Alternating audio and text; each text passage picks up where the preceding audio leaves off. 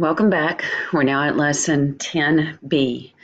In the next preview assignment in the next class, you're going to need to be able to graph data, calculate what's called first differences, and determine average growth rate using technology.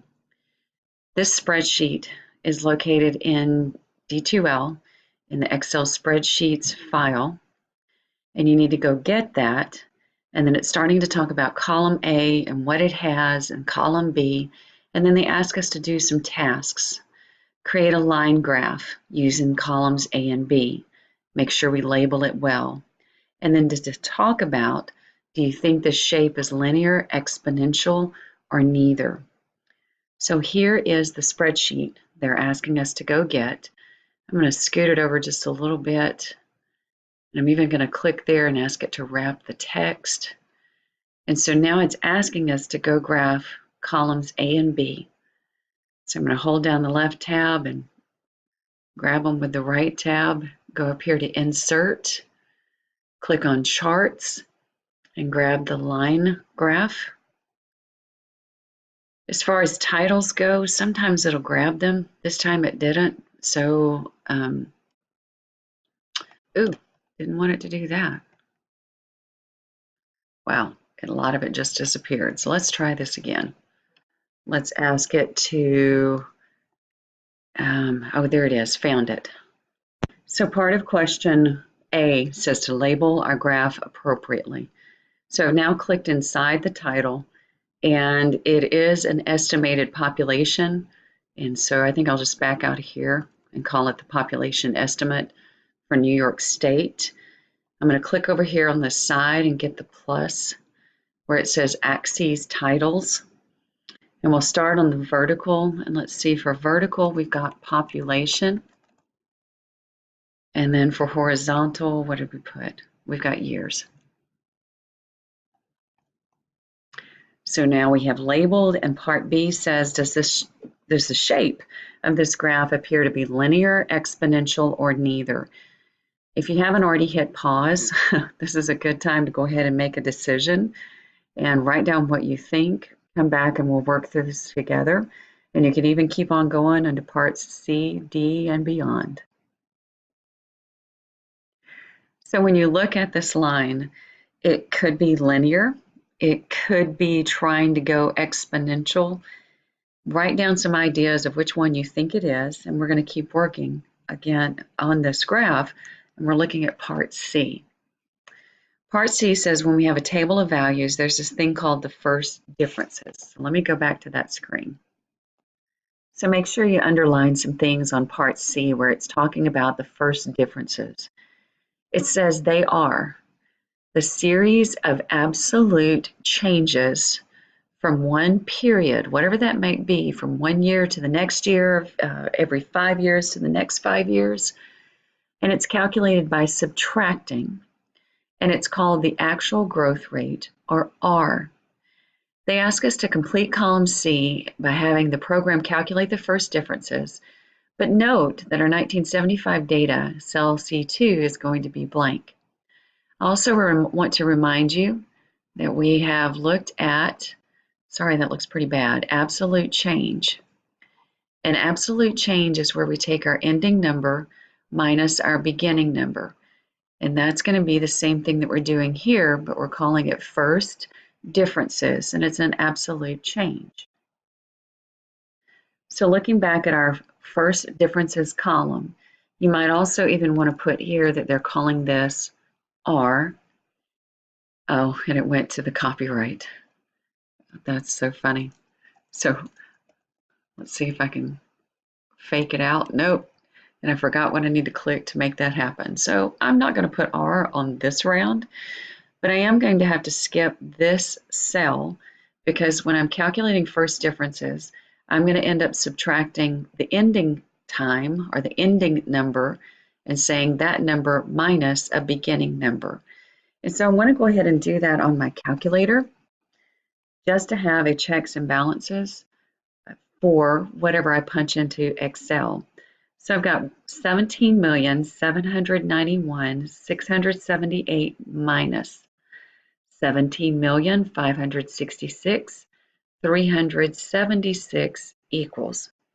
And I'm getting the number of, and I'm going to type it in right here, 225302. That's the number I got when I calculated the first differences from 1980 to 85. So now I'm going to ask Excel to do it. I'm going to say equals, take this cell and subtract this cell. When I hit return, I'm hoping it's going to be 225,302. And it is. And so now I trust my calculations. I'm going to go ahead and spread this down for the rest of the column. And those are my first differences for each of these periods, like 1990 to 85. That's this answer here.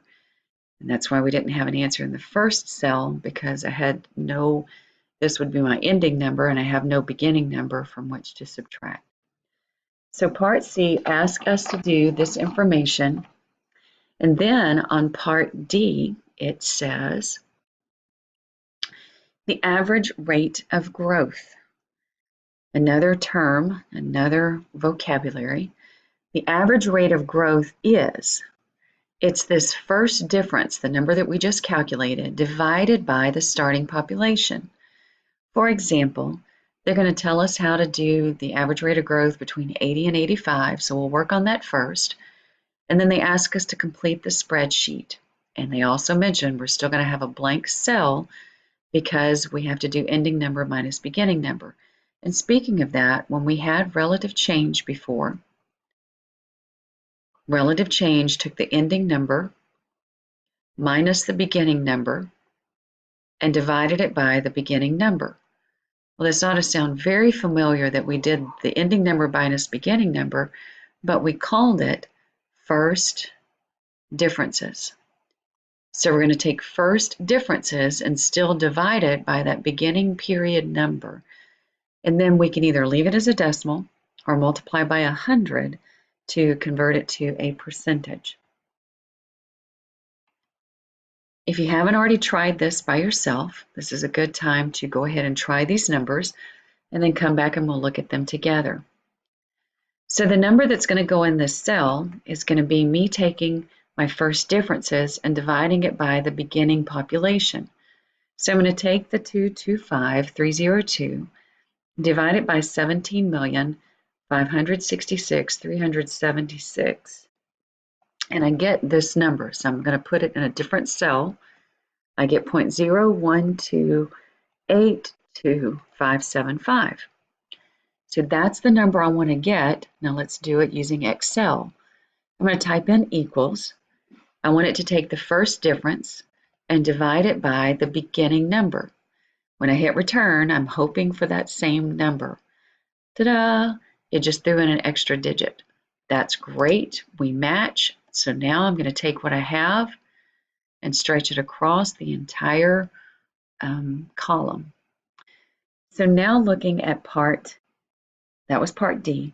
Now looking at part E. Part E asks us to create a scatter plot. We're going to create a scatter plot that contains the New York State population on the horizontal. So we got to make sure we click that column first. And then the average growth rate, the one that we just did, the one that's relative change, on the vertical. And then they want to make sure that we label our graph correctly. So going back to the spreadsheet, this is a great time to hit pause and for you to try this scatter plot by yourselves. And so looking right here, if they want this on the x-axis, I'm going to highlight it and press Control, and then come over here and highlight the average growth rate. Go to Insert, click on my charts, and I'm going to go to All Charts.